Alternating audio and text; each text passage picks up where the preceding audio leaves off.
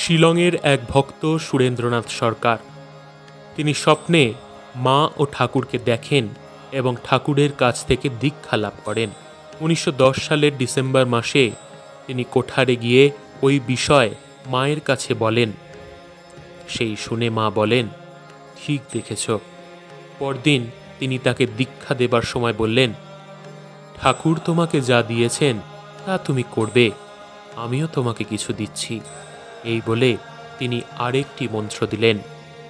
সন্তানের প্রতি মায়ের অপার করুণা ভক্তমনের ভাব ভাবনাকে আন্দোলিত করল। মায়ের অবতারত্বে নিঃসন্দেহ হওয়ার জন্যে শিলংয়ের এক গৃহী ভক্ত পণ করেন যে 7 বার স্বপ্নে মায়ের দর্শন না পেলে তাকে দেখতে যাবেন না। সেই 7 বার পূর্ণ হলে একবার সম্ভবত 1912 সালে জয়রামবাটিতে মাকে দর্শনের জন্য এলেন এবং মায়ের কাছে দীক্ষা লাভ করেন। ভক্তের দৃষ্টিতে মায়ের স্বতঃস্ফূর্ত কৃপা ধরা পড়ল।